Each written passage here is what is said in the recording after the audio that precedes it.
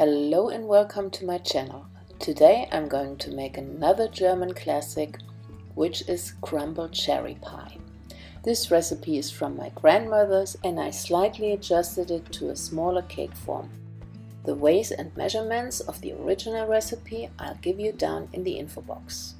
So the ingredients are flour, butter, sugar, 1 egg, cornstarch, salt, marzipan and cherries.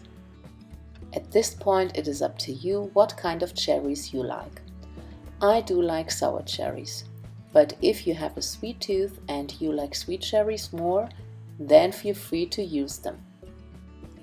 So my sour cherry juice gets sweetened up with a little bit of almond syrup, and then I put in a tablespoon of cornstarch to make a sour cherry pudding.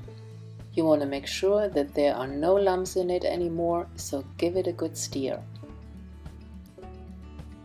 So I start by cooking the sour cherry pudding first, because when it's done I want it to be cooled down a little before I put it on the cake.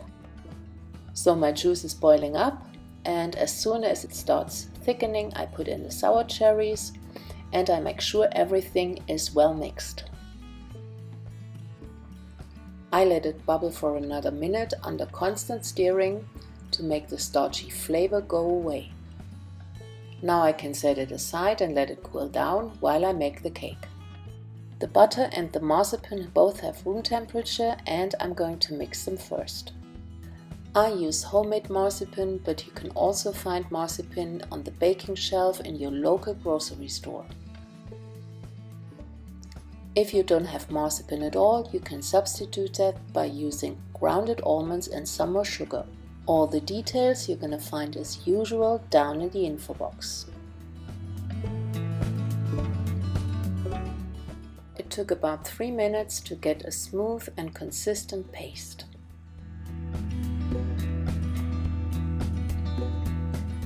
Then I add the sugar and the salt and let it mix for another 3 minutes.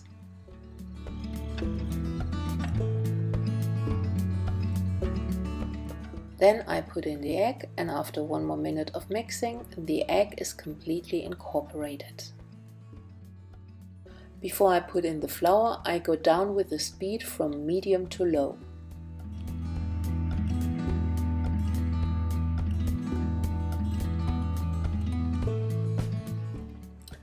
Just when the flour is incorporated, I stop mixing. The dough got nice and smooth and is quite sticky. I use about 2/3 of the cake batter to form the bottom. The best way to distribute it evenly is by using your hands and putting some flour on it.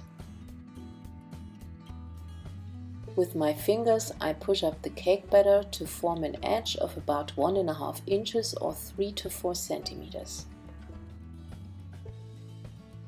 To get a smooth transition from the bottom to the edge, I use my finger and push gently into the corner.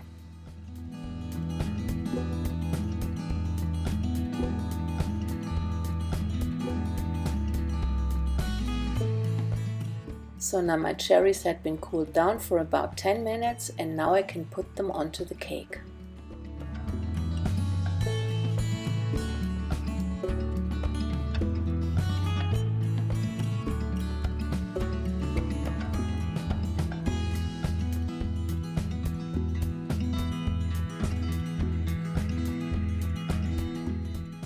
So last but not least, I use the remaining cake batter for the crumbles, and those have to be a little drier than the cake batter itself.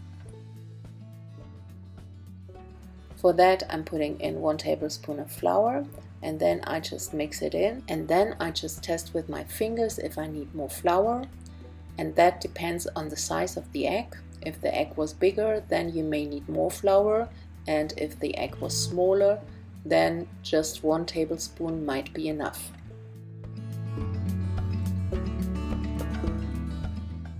The best way to do that is to put in the flour gradually until you are able to crumble up the cake batter into nice crumbles. So that's how your cake crumbles should look like. You should be able to pull them apart without sticking to your fingers.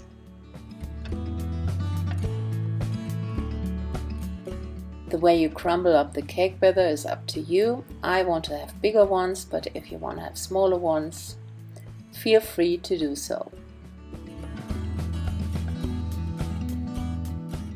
I cover the cherries with the crumbles, and then the cake goes into the oven at 170 degrees of Celsius or 340 degrees of Fahrenheit for 30 to 35 minutes. If you want to test whether your cake is done, a toothpick wouldn't do the trick this time, because the cherries remain liquid in the oven. The best is to watch the edges, and if they got golden brownish as well as the crumbles, then your cake is done.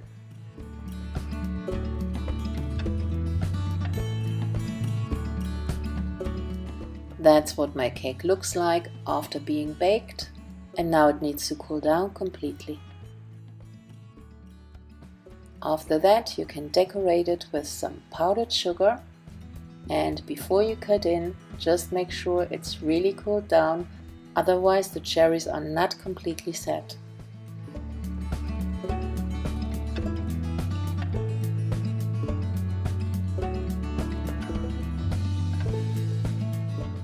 So now it's time to cut in and get a look on the inside.